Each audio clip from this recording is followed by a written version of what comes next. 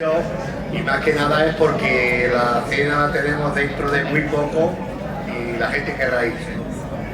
Entonces son las 8, vamos a estar por menos una hora casi, con media hora larga, en fin, vamos a abreviar. Sí.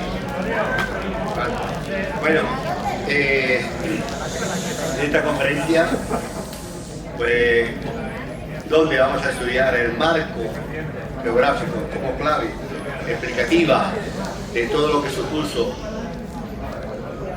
la desbandada, lo que supuso la huida de los cientos de miles de malagueños y andaluces de la Málaga ocupada, qué situación se encontraba Málaga en los días ya inmediatos de la desbandada, de la huida, del éxodo, como queramos llamarle. Entonces, pues yo ya lo considero mi amigo Andrés Fernández, licenciado en Historia en la Universidad de Málaga, arqueólogo, ha coordinado y sigue coordinando ya más de 40 proyectos de exhumaciones de fosas en Andalucía, de las desapariciones forzosas, como se llama ahora. Licenciado en Historia en la Facultad de Filosofía y Letras de Málaga, máster en posgrado en Antropología Física y Genética Forense. Ha hecho intervenciones, como decía antes, pues más de 40, dirigiendo las actividades arqueológicas de las mismas, como técnico arqueólogo, coordinador en trabajos de indagación, localización, exhumación y estudio antropológico de fosas comunes de la guerra española. Más de 60 proyectos que siguen trabajando en este tema de las exhumaciones de las fosas. Publicaciones: ha escrito más de 150 artículos sobre arqueología, tiene 15 libros, entre ellos uno de los fundamentales que nos trae aquí también, nos va a hablar de él, 1937, El éxodo, Málaga, Almería, nuevas fuentes de investigación. Como ya decía, pues dentro de la memoria histórica de Andalucía y concretamente en Málaga, pues como arqueología tiene muchos documentos al respecto, ¿no? Es también miembro del grupo de investigación de la Universidad de Málaga, director de Fernando Arcas Rubero, Historia, Imagen y Memoria de Andalucía, académico correspondiente de la Real Academia de las Nobles Artes de Antequera desde septiembre del 2013 y miembro de la Mesa Técnica de Memoria Histórica del Ayuntamiento de Sevilla. Por tanto, Andrés nos va a ilustrar y desarrollar en esta conferencia, que lo siento, va a resumir lo posible para que no se nos vaya a la cena. Nos va a ilustrar cómo desarrollar, cómo planificó Queipo de Llano, el genocida, la ocupación de Málaga desde el oeste por la costa, desde el norte de Granada y la Sarquía por Antequera, con los tres ejércitos que finalmente ocuparon Málaga el día 8 de febrero. Al mismo tiempo nos hablará de la no posible defensa de Málaga y tampoco la evacuación ordenada por parte de los milicianos y escaso ejército que se encontraba en esos momentos de febrero del 37 en Málaga. Además, como sabéis, sin material suficiente ni munición para hacer frente al ejército rebelde. Por tanto, tiene la palabra.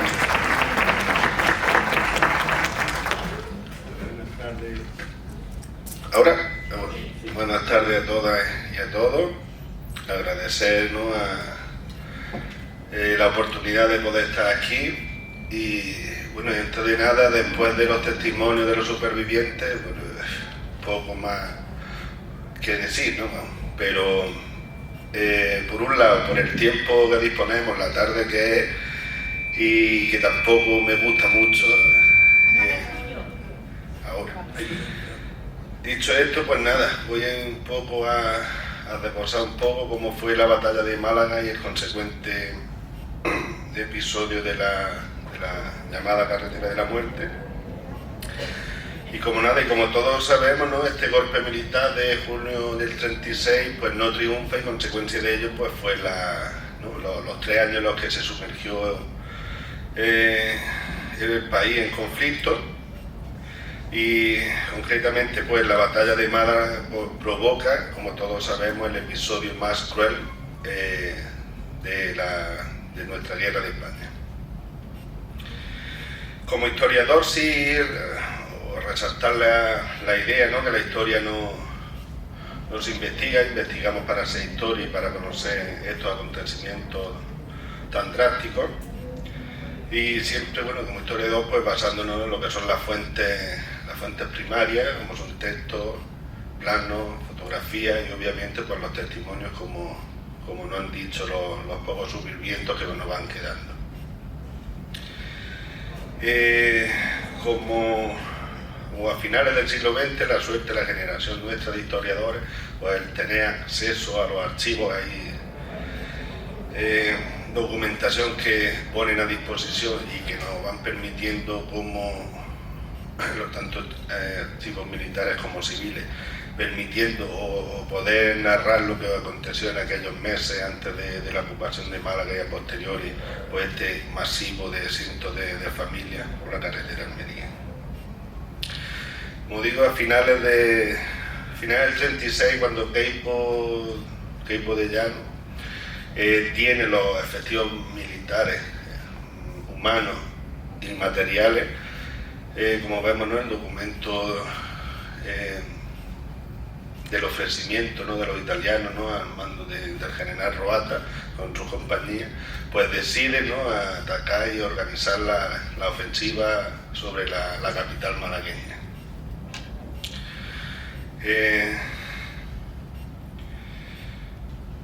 Cuando los rebeldes ocupan la Sierra Sur de Sevilla y la Roda, ¿no?, por el importante nudo ferroviario que tenía, consiguen unir la capital granadina y Sevilla.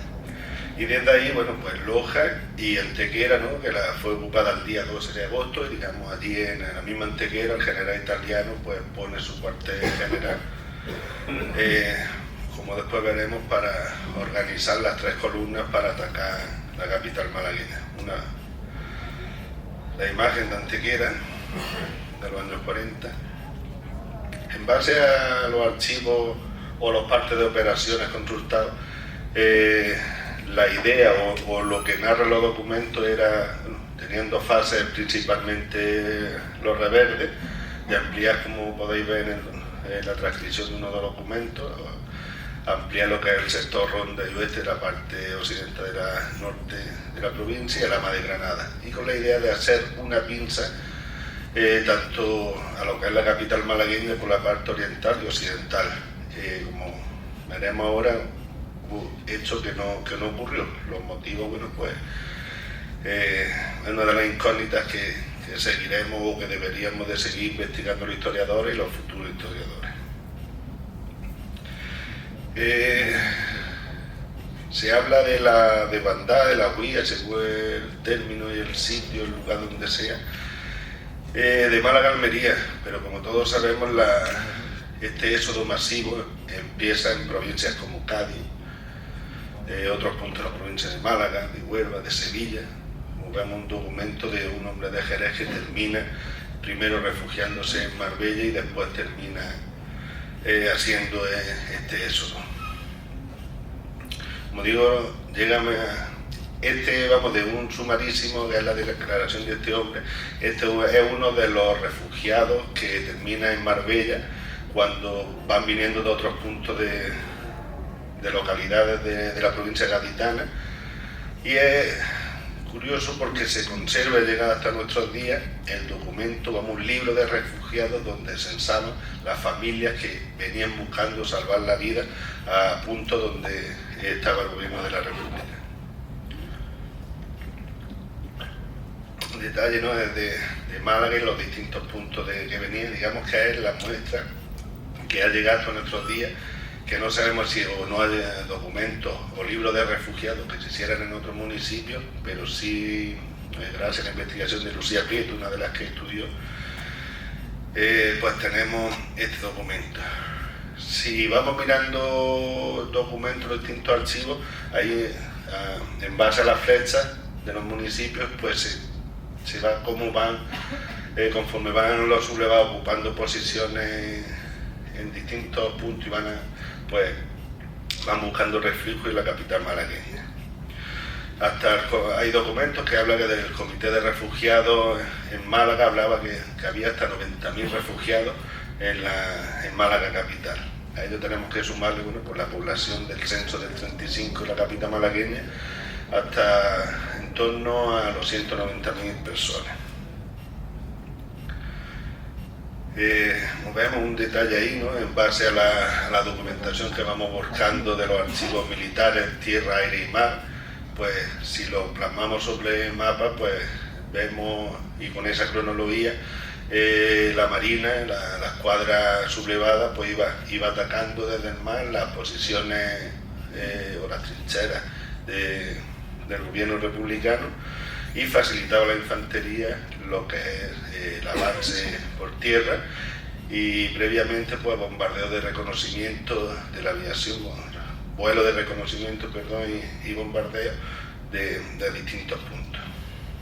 Como digo, la batalla de Málaga, un frente que el mismo arco montañoso que divide la provincia de 200 kilómetros, era la misma línea de frente, digamos, antes de llegar a finales del 36. Una foto que la conoceréis todos, ¿no?, de los refugiados allí en la Catedral de Málaga. Como digo, poblaciones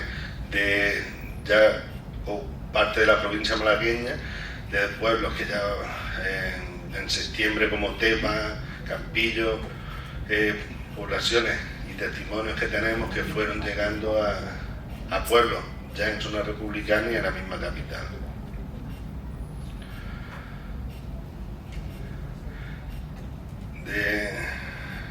Haciendo un recorrido rápido en el Archivo General de Ávila, pues podemos encontrar documentos documentos textuales y fotográficos de cómo iba desarrollándose la guerra día a día, hora a hora, la construcción de trincheras, intentar defenderse. Obviamente el archivo del Ejército del Aire, pues todos los movimientos de o lo que es la guerra en el aire, y tenemos una imagen donde se ve todos los cruceros que atacaron Málaga, Canarias y Baleares, detalles de bombardeos sobre poblaciones malagueñas. La documentación nos permite, y es corroborar lo que son los testimonios orales de la participación alemana, ¿no?, porque también uno es negacionista, ¿no? Hay un documento, como podéis ver, que la misma Legión Cóndor estaba bombardeando el puerto de Málaga después de Año Nuevo, ¿no?, el mismo día 2 de enero del 37. Otro documento, ¿no?, ya digamos a partir del día 10 de enero, mediados de enero es cuando físicamente se materializa lo que es la ocupación de la capital malagueña. Documento, ¿no?, del bombardeo y reconocimiento no solamente de Málaga, sino también de otro punto, o no este documento. Como digo, en los documentos, ¿no?, que son los que hablan, que nos quedamos por las fuentes primarias, aquí tenemos una muestra de ellos, el mismo día 9 de febrero, reconocimiento, subrayado, ¿no? Hablan de fugitivos, ¿no? La fecha que se ocupa Málaga oficial es el 8 de febrero, aunque hay días antes que salieron población civil, e incluso salieron antes y llegan a Almería el mismo día 6, ¿no? Hay documentos igual el censo de refugiados del hospital. Como podéis ver, ¿no?, en las últimas líneas subrayadas, pues fugitivos, ¿no?, de Vélez Málaga Motril. Se bombardea esta columna de camiones con la munición de 24 bombas de 10 kilos, y muy bien, digamos, definiendo que habían aceptado, ¿no? Estas son las conversaciones que hacen los aviones con el aeropuerto entablada. Como digo, el archivo de la Marina como permite, ¿no?, los cuadernos de bitácora.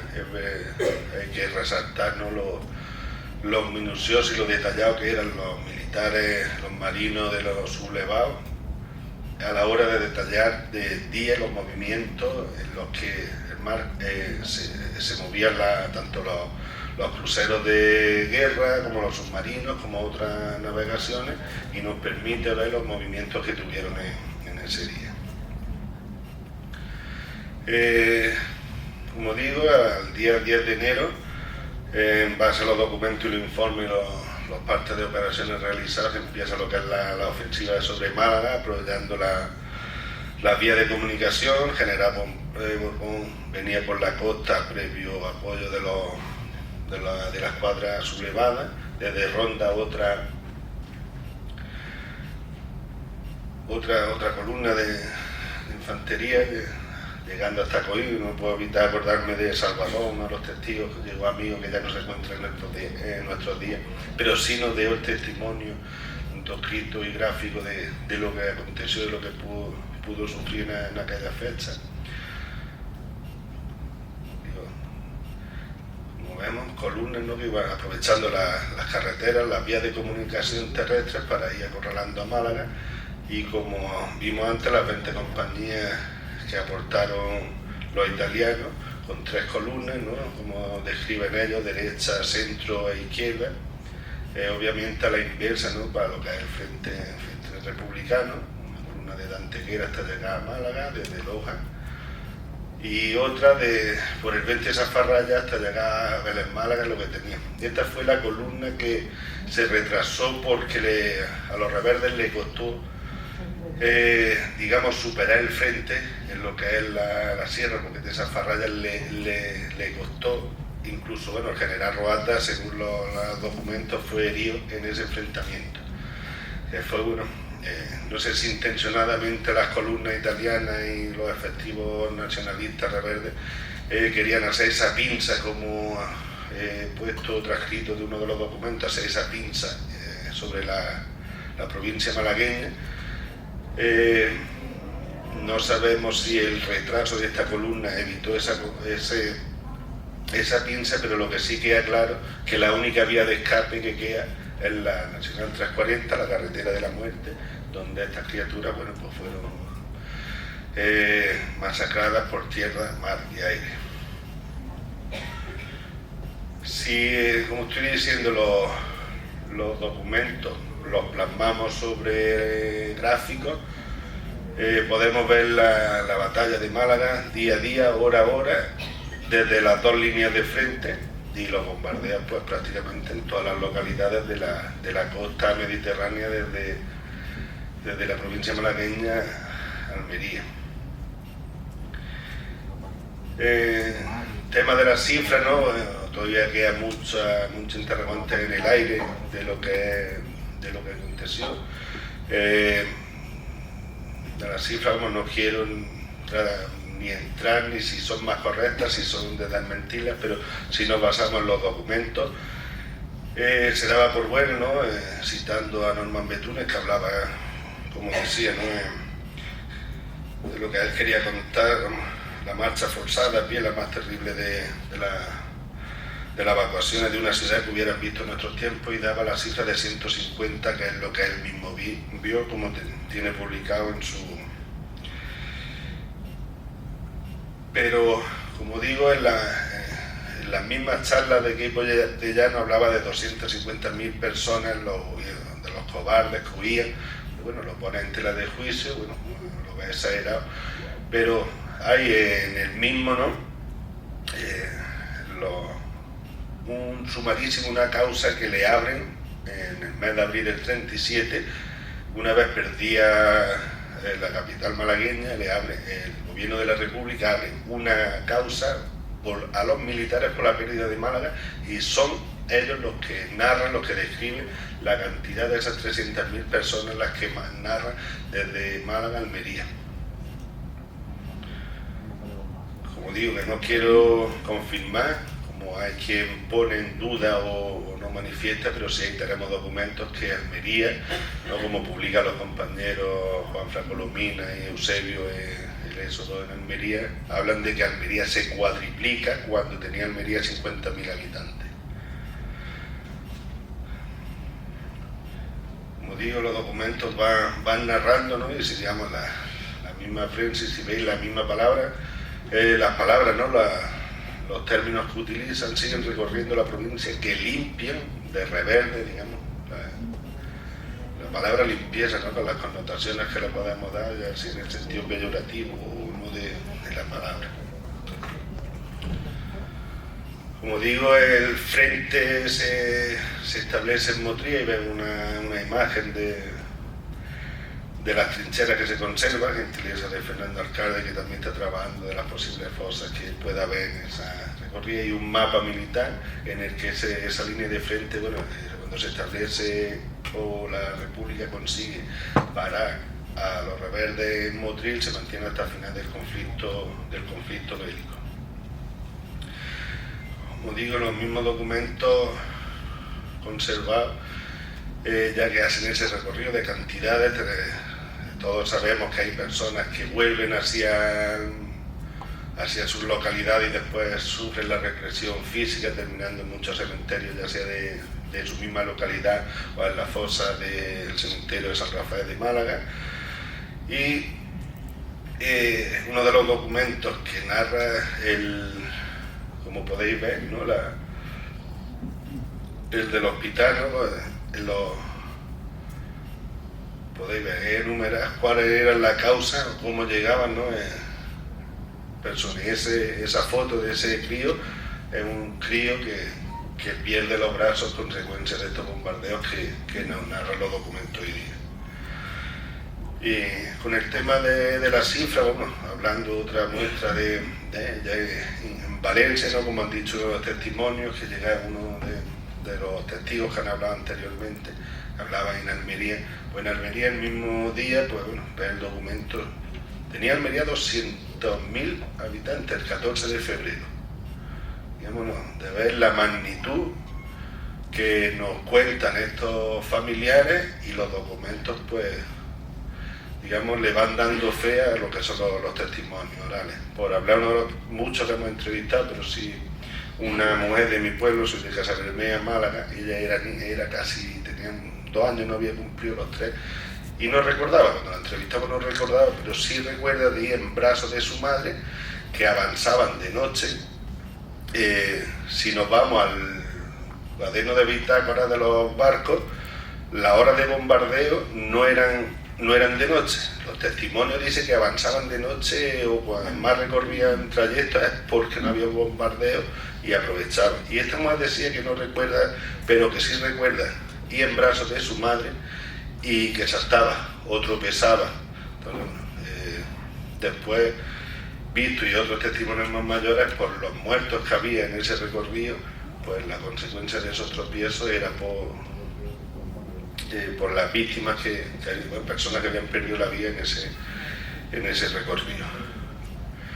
Tirando de las fuentes documentales de hemeroteca, utilizaban la prensa para unir familias, personas que se habían perdido en distintos puntos del Levante español, y utilizaban la prensa para unificar o hacer un llamamiento a personas e intentar ponerlo de acuerdo. Como digo, el episodio más trágico, más cruento, cualitativamente hablando, vamos, el tema de las cifras lo dejo abierto para futuros, porque todavía queda mucho que estudiar y mucho que aportar, y despega muchas incógnitas que tiene este episodio, pero animo a los historiadores, investigadores a seguir tratando el tema y llegar a la máxima verdad posible. Y dicho esto, pues nada, mis felicitaciones a los organizadores, animar y nada, intentado ser escuela, ¿no? Muchas gracias.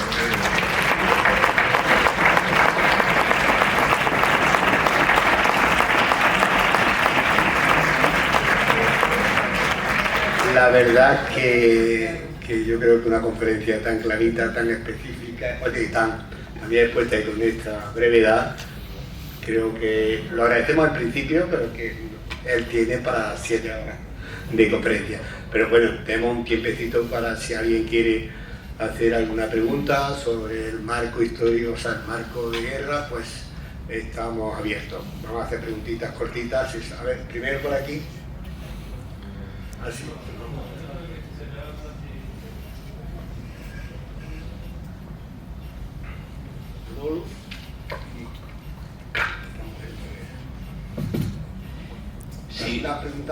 Buenas tardes a todos y todas. Quería preguntarte si se podría en alguna medida afirmar que había una línea roja en todo el éxodo, que era el río Guadalfeo, y digamos de una manera simbólica que todos aquellos que pasaron el Guadalfeo y se fueron hacia Castelldefels, Almería, digamos, se salvaron entre comillas, y todo el que no consiguió atravesar el Guadalfeo, su destino fue terrible. ¿Se podría decir en alguna medida o no? Es muy... hay testimonios y documentos de personas que pillan el cruzar el río. Si te vas a los partes o la meteorología de ese momento, pues el río iba con mucho caudal.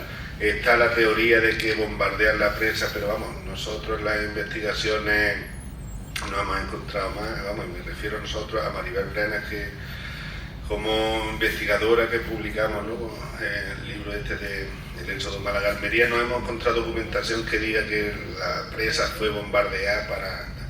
El río lleva mucho caudal, pero hay personas que sí pasaron, y otras muchas que murieron, otras que regresan, unas no tienen represalia, otras terminan siendo represaliadas pues, en Consejo Sumarísimo y terminan algunas en la fosa de San Rafael y o en municipio, en su cementerio de sus pueblos.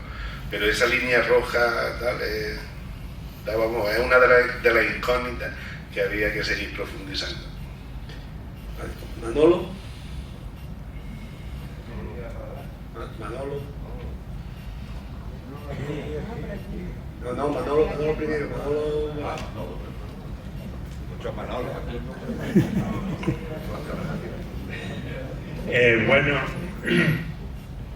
en la vez andar hemos hecho hincapié en un acto heroico que entendíamos que sucedió en Torre del Mar, cuando el farero, el día 7 por la noche y el 8 apagó el faro para que la aviación italiana no ametrallara a la gente que iba con la luz del faro, iluminaba a la gente que estaba allí acampada huyendo. Sin embargo, tenemos la información contradictoria que ya desde hacía meses todos los faros de la provincia estaban apagados por orden de la República, del gobierno de la República, precisamente para no indicar a los barcos y a los aviones los movimientos de tierra. Esto nos da que pensar que ese episodio pues más o menos inventado, lo del farero, porque si tenía que estar el faro apagado no hizo ningún mérito, o sea, no lo apagó, tenían que estar apagados forzosamente. Este hombre, sí, se puso en contacto con nosotros y, digamos, cuando empieza a indagar sobre el episodio, pero hay documentos de otras investigaciones que aportan datos de él. No podría yo ni desmentirlo ni afirmar lo que ha salido en prensa o cómo está.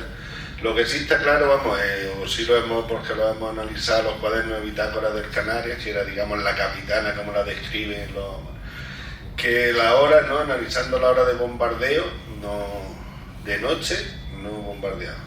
Los barcos, es más, se retiraban a otros puntos, incluso a África, Lucema, como hemos visto en algunos de los mapas. Pero es otra de las incógnitas, como digo, que hay mucho todavía por descubrir, por interrogar a este episodio. Una pregunta, en el mapa que ha puesto al principio, se ve que toda la migración,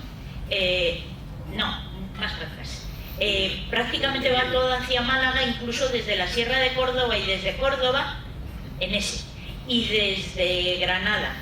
¿Por qué si Jaén era zona republicana, no parte de la Sierra de Córdoba, toda esa zona que le pilla como más cerca? ¿Por qué no van para allá? ¿Por qué tiran para Málaga? No se sabe. No sabemos, pero viene, o testimonios en declaraciones en Sumarísimo de personas que vienen huyendo o cuando digamos, en el mes del 36 ocupan zonas castigadas como Puente Genil, Cabra, y vienen buscando otros puntos. Pero lo que no sabemos es el motivo específico, pero sí sabemos que parte, como este hombre, el ejemplo que he puesto de Jerez, que termina, pues, por lógica tiene más, físicamente más práctico, ¿no? Pero que hay testimonios de declaraciones que vienen los menos, pero que vienen de la provincia cordobesa. Cuando son ocupados municipios, una vez que triunfa, o pueblos que triunfa el golpe, se van saliendo y terminan desembocando en la provincia de Malagueño o Granaína. Creo que me toca. Bueno, buenas noches y gracias por dejarme intervenir. Bueno, yo quiero ser breve, que es lo peor que se puede decir. Vamos a ver. Yo, en mis cortas lecturas, siempre he escuchado de que es que la República no ayudó a nada, que la dejó abandonada, etcétera, etcétera. Y entonces, mi tesis, después de haber leído algunas cosas, es que en Málaga confluyó una tormenta perfecta. Y el epicentro es la batalla de Madrid. La batalla de Madrid se juega todo. Es decir, a la batalla de Madrid tienen que estar todas las armas, todo lo disponible, y no hay para Málaga. Incluso lo que acaba de preguntarle la compañera, que por qué no se van a Madrid, porque en Madrid estaba el volcán, en Madrid estaba todo el problema. Málaga estaba fuera, incluso las tropas. ¿Qué? Pero en Madrid no se van de Jaén a Madrid por la peligrosidad. Y entonces, incluso en los facciosos, las tropas eran, podemos llamar de segunda, ¿no? Porque eran los falangistas que no estaban bien preparados, porque eran los moros que no confiaban mucho, los italianos que tampoco confiaban, etcétera, etcétera. ¿Qué tenía Málaga? Pues, para ser una tormenta perfecta, pues tenía una mala organización dominada por la CNT, que era refractaria al gobierno, no lo había organizado bien, un interior militar que era quinta columnista, porque creo que el jefe militar acabó de general en el ejército franquista, etcétera, etcétera. Pero la pregunta, y aportando, es: la batalla de Madrid es quizás la mayor razón por la cual no pudo haber una ayuda más efectiva hacia Málaga. Para debatir distintos factores, distintos aspectos de lo que era la línea de frente, como podemos ver en el mapa. Es más, ¿no? Hasta el mismo Franco con Queipo tenía, ¿no?, cierto, con el tema de ocupar. Militarmente, o consultado con militares, ¿no?, hablando de eso, la importancia de ocupar Málaga, ¿no?, por ser portuaria y la importancia que tenía tener. Dicho esto, las disputas internas dentro del DS fue uno de los factores que hubo apoyo a Málaga, sí. Hay partes en los que desde Valencia ordenan mandar, porque el mismo coronel Villalba estaba, ya cuando ocupan Marbella el 14 de enero, se acerca al frente y ve que o ponen medios, tanto humanos como militares, o esto está perdido. Y si citamos a Anthony Vivo, si había que perder alguna batalla, la que estaba clara, y cuando ve los documentos, la que estaba era Málaga, ¿no? Vamos, conscientemente, cuando van mirando toda la documentación militar, era cuestión de días, hasta podían haberlo ocupado antes. No sé si porque no interesaba, porque estaba Madrid u otros frentes abiertos, pero si los rebeldes supieran, podían haber hecho más, haber avanzado más rápido. Y una de las consecuencias era la climatología que había, ¿no? Vamos, a colación del tema del río Guadalfeo, ¿no?, que en esos días de enero, los mismos, el pasar con los carruajes por las carreteras, con carriles, que eran carriles con el agua, es lo que retrasó. No sé si he contestado a tu pregunta, pero pasa un congreso. No, a ver, a Luis, perdona, Luis quería hablar. Bueno, yo iba a intervenir cuando habla el primer compañero, para decir que todas las preguntas referentes a las consecuencias después del éxodo es la intervención de mañana, que la hago yo, para desgracia. Entonces, por ahorrarle al compañero tiempo y a todos los que quieran que no se hicieran más y animarles a que mañana, si quieren, a primera hora será precisamente a las 9, precisamente sobre eso, 9:30. 9:30. Gracias, no me hacéis madurar. Sí, 9:30. 9:30, mañana serán las consecuencias precisamente de ese éxodo, entonces, en este mismo salón. Gracias. Claro, por eso quería intervenir justo cuando ha intervenido el primer compañero, pero vale, ya soy la perfecto, última, Maribel. lo siento. Maribel Brene, que perfecto. ¿Y Luis, querías comentar? Sí, solo una cosa antes, cuando mencionabas lo simboloso que era con el cuaderno de bitácora, ya has mencionado también las tropas nacionales, ya has mencionado los submarinos. Pero yo tenía entendido que los submarinos, toda la flota de submarinos había sido leal a la República. ¿No?